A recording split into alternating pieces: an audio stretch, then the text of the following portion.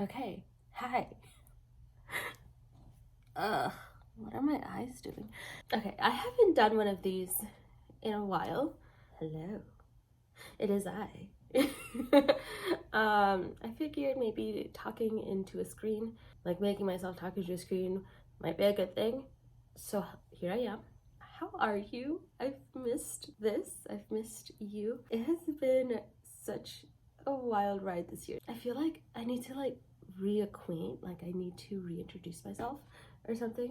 So in case you forgot, because I guess I forgot, I am Sunflower Summit, also known as Maria, and also known as Girl with the Yellow Curly Hair. I'm still here in Chicago, and a lot has happened throughout the course of this year. You're here for the ride with me, so let me give you a little update. I started off the year with COVID. Woohoo! I was in Mexico with some family. Luckily, they have like a big house with like a massive backyard, so like there was like 15 of us or some crazy number all staying there, and we all got sick, and I ended up staying there for like a whole extra month. Go figure. But you know, it was one of those moments where it was like, yeah, we're sick, but like at least we're with family, and like this is kind of fun. Like we can build puzzles and stuff, I guess. I don't know. I got home eventually in February. I was greeted warmly by colleagues and friends, and I got to go on a lot of snow walks. And this is actually when I wrote, around this time is when I wrote the song Lightly, which just released a couple weeks ago. I don't know, I have this deep fascination with snow. I feel like I might have missed out on a lot of the snow last year, but not this year. This year we're all about the snow. We're all about it. So recovering from a cold. Anyway, the snow melted and I got this like weird dysphoria about like the snow melting. So I was like, maybe I should try to like lean into the seasons and like really enjoy the time. So I made this playlist for like the spring, and it was filled with like this cool jazzy stuff that I really love, and like some soft acoustic pop. And I was really into the music, and I was really into the birds. But then the summer hit, and I slipped. It was a really weird time for me to exist because I released my album in this moment in May. What is time? I don't know what time it is. I released it in May, I believe. It was like the end of spring, early summer kind of time. And I think I did that on purpose because I know this always happens every year. I get so sad over the summer. You know how like people get like winter sad? I get like summer sad, like intense summer sadness. And I was like, well, if I release my album around this time, then I can start to associate the summer with something good and fun. And it worked for a little bit, and I was like, oh my gosh, let's do a house tour, let's do all of these things. But then my brain got to me first.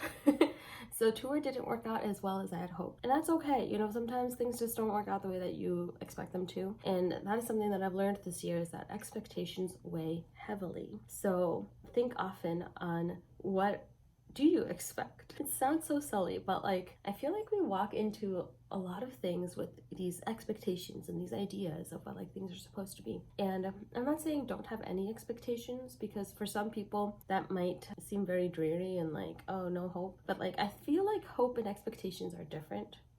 You know, like I had this expectation that I was going to release this album, and that I was going to associate the summertime with something good and fun, and that I was going to have a good summer, and that I was going to tour, and it was going to be really fun and heartwarming, and I was going to make some new friends. And I put so much pressure on that being exactly that it was completely the opposite and spiraled. If you or someone you know struggles with mental health, then you know it's hard. So I've learned like you gotta take some time to like think about like what are you putting pressure on, and like what are you putting expectations on, because those things matter, and they will 100% impact how you experience things. Anyway, a couple good things did happen though from like this whole experience. I did set up a show with Uncommon Ground, the Edgewater location, and it was absolutely lovely. I got to share the stage with my pal Jackson J. Kidder, and it was a really fun night, packed house. I actually sold all of my merch, like all of the merch that I had set out on the table. Granted, I didn't set out a lot. I feel like I just put out a sample of like everything that I had, and then I was like, I'm not gonna sell anything because I don't know, that's just who I am. So I like took the rest of my merch and I like put it downstairs in the green room, and then at the end of the show, it was all gone. And people were like, was it, ah? And I was like, downstairs. So that was a pretty like wow kind of moment to play a full house, like a sold out show, and then to also sell out all the merch on the table. Like that was so heartwarming. Thank you guys so much for that moment. I never really thought or believed in myself to think that that was a thing that could happen. So thank you.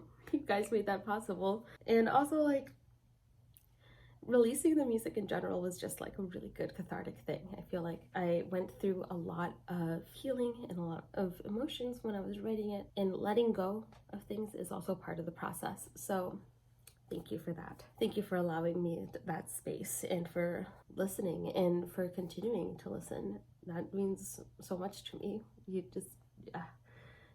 You make things better. You really do. Another great thing that happened over that summer was I did a small little show with my friend over in Wisconsin, really close to like Minnesota. I don't know what direction things are, but up north. And it was a small show and it was cozy. During the weekend of the show, I received an email letting me know that there was a job opening for a mental health educator with Hope for the Day.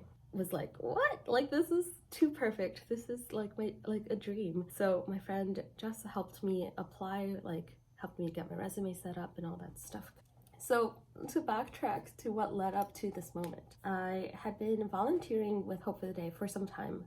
Some of you know that I am a barista at this coffee shop called Sip of Hope, and I absolutely love this place. I was attending this coffee shop as a customer for a couple of years before working at the shop. Back in a past life, I was a math tutor, and I worked at CPS, Chicago Public Schools, and not the other one, through this nonprofit called Saga Education. And I would go into classrooms and sit with freshmen through seniors, and we would talk about math, you know, algebra and fractions and I don't know, geometry, SAT prep. I don't remember. This was a while ago. I don't even know how I like mathed, but I did. Anyway, yeah, so I would go to this coffee shop all the time to just lesson plan and learn the math because I was struggling, but I was also committed. I was like, I'm gonna teach these children how to divide. I don't know. I thought it was important. I still think it's important. You don't need to be a math genius, but you should understand that you can problem solve. And I think that's what math is all about. Like learning that you do have the capabilities to learn how to find clues and piece them together, and that you can piece them together, and that you can solve problems. And that is a life skill. And that is what I was doing.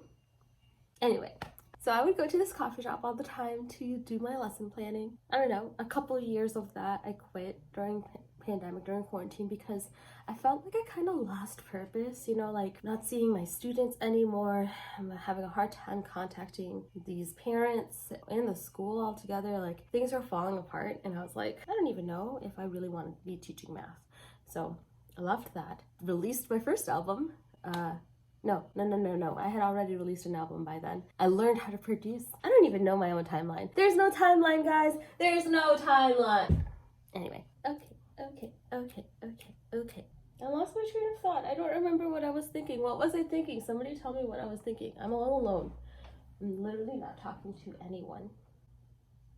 Okay, yeah, so I quit. I started to learn how to produce. There we go. That's where I was. I started learning production, realized I should work something.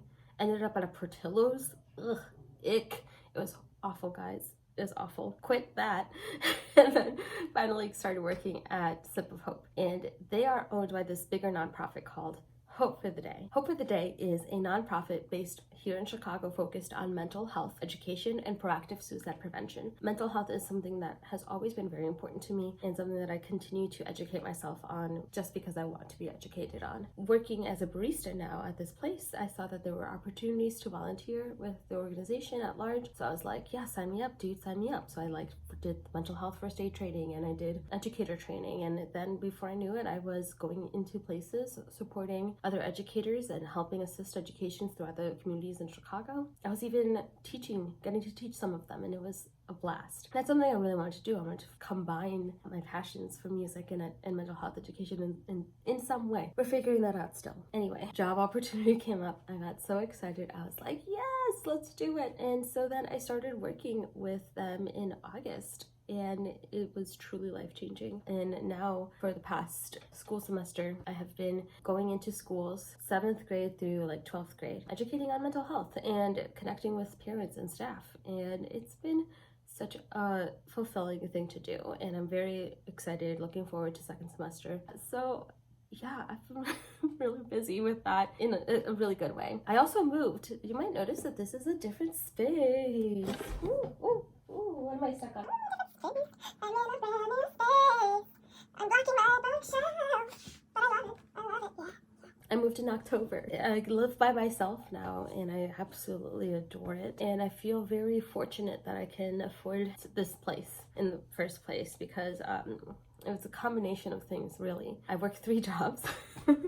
I'm a barista, I'm a mental health educator, and also now a verified artist with Songfinch. If you haven't heard of Songfinch, the focus is on custom songwriting and personalized gift giving. So if you, for example, are like, I want to celebrate an anniversary or a birthday or a wedding or, you know, whatever it is, and I want it to be super special, and you feel connected to music, which many of us are, what you can do is head over to Songfinch and be like, I want a song for my Pickle. Guys, I recently wrote a song to someone whose nickname is Pickle, and I think that was the highlight of my Songfinch career so far. Anyway, you give me details on like what you want the song to be about, who this person is. The more details you give, the better the song. Just a quick heads up. Anyway, so I get all of that information. They pair you up with me or like someone else, I don't know. I write the song and I record it, produce it, and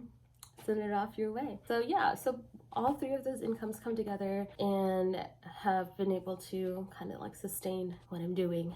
It keeps me very busy, but now it's so busy that I can't steal music, because music is still like a priority to me and something that I love. Also in October, while all of this was happening, new job, new apartment, more work with Songfinch, I decided to write a collection of snow songs because I love snow.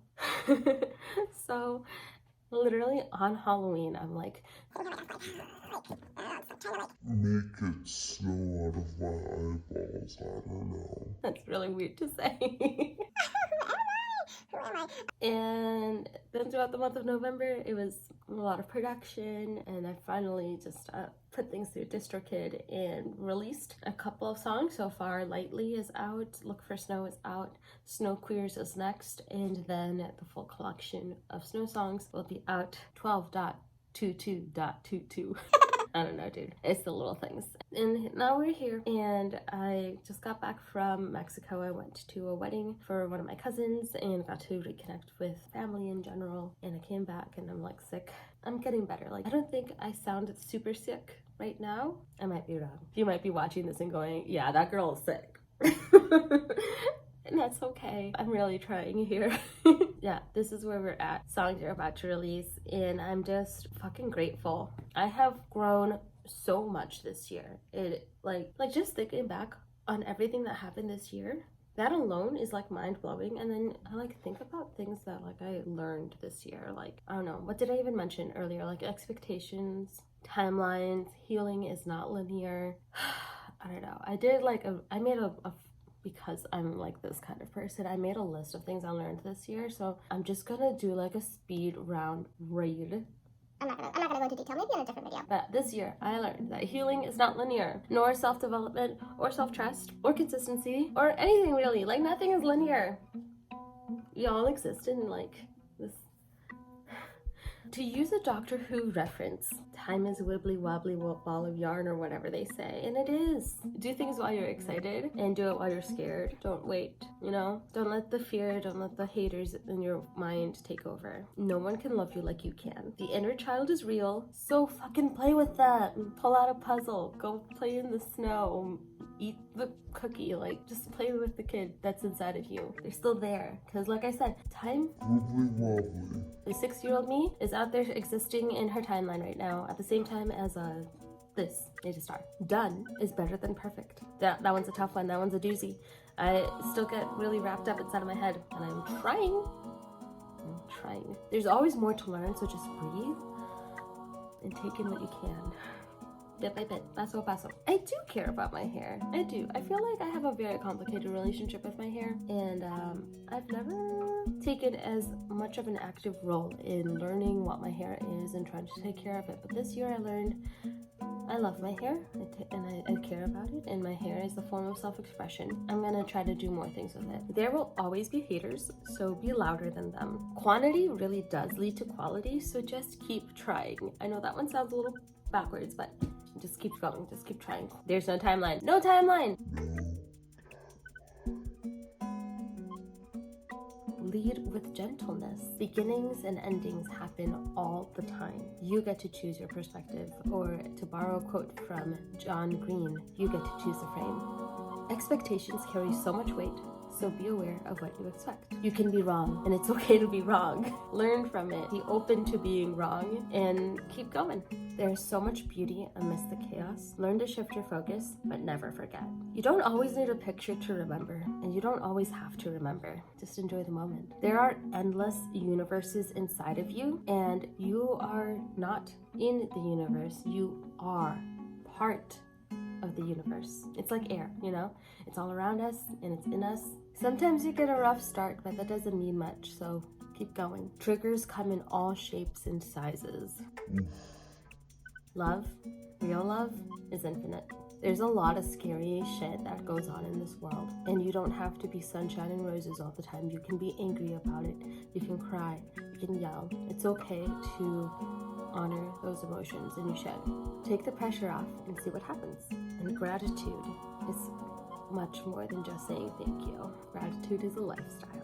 Okay, alright, I'm done being all woo-woo.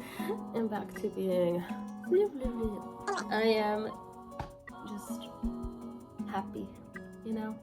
It's a rare thing to feel happy and to acknowledge the happy and to stay in that, because I don't know if anyone else gets like this, but sometimes I get a little happy sad where I'm like, this moment's also gonna go. And that's alright, that's okay. Nothing is meant to last forever. I also took some time to reflect on songs that released in 2022 that I absolutely adore. And I'm gonna include that as a playlist somewhere, wherever you are, in the email, on the YouTube, I don't know. It'll exist. It'll be out there for you to find if you want to find it. There's a lot of great artists out there, music that I admire, and I think it's important that they know, you know? I think that sometimes we go through life knowing what we know, but not communicating that to people, and I want to communicate that to people. I want people to know. Okay, anyway, this video has gone on for a very long time, so I'm gonna stop the video and edit it now and put it in your hands, in your ears, in your eyes. No, that's weird. Okay, bye, I love you.